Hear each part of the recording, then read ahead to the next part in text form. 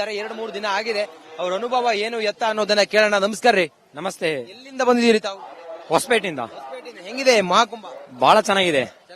ಚೆನ್ನಾಗಿದೆ, ಬಹಳ ಖುಷಿ ಆಯ್ತು. ಎಷ್ಟು ದಿನ ಆಯ್ತು ತಾವು ಬಂದು? ಸರ್ 3ನೇ ದಿನ ಇವತ್ತು. ಎಷ್ಟು ಸಲ ಪುಣ್ಯ ಸ್ನಾನ ಆಯ್ತು? ಸರ್ 2 ಸಲ ಆಗಿದೆ. ಮಾಡೋ ವಿಚಾರ ಇದೆ. ಹಂಗಾರೆ ಯಾವಾಗ ಹೊರಡ್ತೀರಿ ಮತ್ತೆ?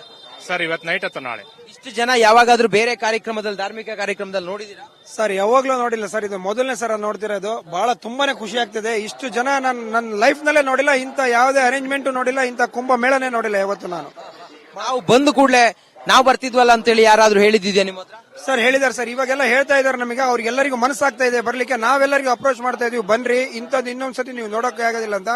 ಎಲ್ಲರೂ ಬರ್ಲಿಕ್ಕೆ ಈಗ ಅಪೇಕ್ಷೆ ಪಡ್ತಾ ಇದಾರೆ, ಬರ್ಲಿಕ್ಕೆ ರೆಡಿನೂ ಆಗ್ತಾ ಇದಾರೆ. ತಾವು ಹೆಂಗ್ ಬಂದ್ರಿ? ಬೈ ರೋಡ್ ಬಂದ್ರ, ಫ್ಲೈಟ್ ಬಂದ್ರ, ಟ್ರೈನ್ ಬಂದ್ರ? ನೋಡಿ ಸರ್, ಬೈ ರೋಡ್ ಬಂದಿರ. ಹೇಗ್ ಬಂದ್ರಿ ಸರ್? ಬೈ ಜಬಲ್ಪುರಿಂದ, ನಾಗ್ಪುರ್ ಜಬಲ್ಪುರಿಂದ ಬಂದಿರೋದು ಸರ್. ಎಲ್ಲಿಂದ ಹೊರಟ್ರಿ? ಯಾವಾಗ ಹೊರಟ್ರಿ? ಎಷ್ಟು ಸಮಯ ತಗೊಂಡ್ರಿ? ಎಷ್ಟು ಟ್ರಾಫಿಕ್ ಜಾಮ್ ಆಯ್ತು? ಎಷ್ಟು ಕಿಲೋಮೀಟರ್ ನಡೆದ್ರಿ? ಡಿಟೇಲ್ ಆಗಿ ಹೇಳಿ ಸರ್. ನಾವು ಅಗ್ರಿಭವನದಿಂದ ಬಿಟ್ಟಿದ್ವಿ ಮೊನ್ನೆ ರಾತ್ರಿ, ಒಂದು 3 ಡೇಸ್ ಬ್ಯಾಕ್. ಅದು ಆದ್ಮೇಲೆ ಅಲ್ಲಿಂದ ಬಂದು ಸೀದಾ ನಾವು ನಾಗ್ಪುರಲ್ಲಿ ಹಾಲ್ಟ್ ಮಾಡಿದ್ವಿ ಸರ್. ಅಲ್ಲಿಂದ ಬಿಟ್ಟಿದ್ಮೇಲೆ ಸೀದಾ ನಾವು ಜಬಲ್ಪುರಿಂದ ಇಲ್ಲಿ ಬಂದಿರೋ ಸರ್. ನಾವು ಗುರುವಾರ ರಾತ್ರಿ ಬಿಟ್ಟಿದ್ವಿ ಸರ್. ಗುರುವಾರ ನಾವು ಬಿಟ್ಟು ಸೀದಾ ಸೋಲಾಪುರ್ ಎಲ್ಲ ದಾಟ್ಬಿಟ್ಟು ಸೀದಾ ನಾವು ನಾಗ್ಪುರ್ ಹೈವೇ ಹಿಡ್ಕೊಂಡ್ವಿ. ನಾಗ್ಪುರ್ ಹೈವೇದಿಂದ ಸೀದಾ ನಾವು ಬಂದ್ವಿ ಜಬಲ್ಪುರಿಂದ ಕಟಣಿಯಲ್ಲಿ ರಾತ್ರಿ ಉಳ್ಕೊಂಡ್ವಿ ಸರ್. ಕಟಣಿಯಿಂದ ನಾವು ಚಾಲು ಮಾಡಿದ್ವಿ ಸರ್. ಅಲ್ಲಿ ಸ್ವಲ್ಪ ಟ್ರಾಫಿಕ್ ಇತ್ತು. ಆಮೇಲೆ ಮೆಲ್ಲಕ್ಕೆ ಬರ್ತಾ ನಾವು ಬಂದ್ವಿ. ಕಟಣಿಯಿಂದ ನಾವು ಬಂದ್ವಿ ಎಲ್ಲಿ? ರೇವಾ ಬಂದ್ವಿ. ರೇವಾಯಿಂದ ಒಂದ್ ಸ್ವಲ್ಪ ಮೀಡಿಯಂ ಟ್ರಾಫಿಕ್ ಇತ್ತು. ಇದೆ, ಟ್ರಾಫಿಕ್ ಇಲ್ಲ ಅಂತ ಹೇಳ್ತಾ ಇಲ್ಲ. ಇಂತ 144 ವರ್ಷಕ್ಕೆ ಒಂದ್ಸಲ ಬರ್ತಂತ ಮಹಾಕುಂಭ ಮೇಳಕ್ಕೆ ಸ್ವಲ್ಪ ಕಷ್ಟ ಪಡ್ಲೇಬೇಕಾಗತ್ತೆ. ಎಲ್ಲದೂ ಸಿಗಲ್ಲ ಸದ್ಯಗೆ. ನಾವು ಬರಕ್ಕಿಂತ ಮುಂಚೆ ಮಾರ್ಕೆಟ್ ಫುಲ್ ಥಂಡ ಇತ್ತು, ವ್ಯಾಪಾರ ಇರ್ಲಿಲ್ಲ. ಬಂದಾಗಿಂದ ವ್ಯಾಪಾರ ಫುಲ್ ಪಿಕಪ್. ಅಲ್ಲಿ ನಮ್ಮ ಅಪ್ಪಾಜಿ ಅವರು ಮಾಡ್ತಾರೆ, ಫುಲ್ ಪಿಕಪ್ ಇದೆ. ಆಸ್ತಾ ಇಟ್ಕೊಂಡ್ ಬನ್ನಿ.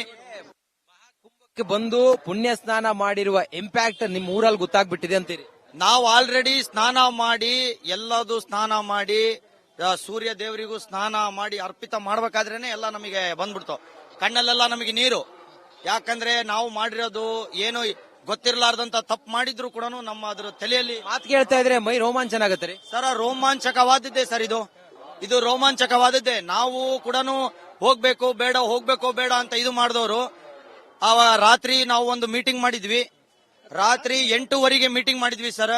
ಏನಾದ್ರೂ ಬರ್ಲಿ, ಏನಾದ್ರೂ ಆಗ್ಲಿ, ದೇವ್ರ ಮುಂದೆ ಇದಾನೆ ಅಂತೇಳಿ 8 ಗಂಟೆಗೆ ಪ್ಲಾನ್ ಮಾಡಿದವರು 9:00 ನಾವು ಕಾರ್ ತಗೊಂಡು ಹೋಗೇ ಬಿಟ್ವಿ.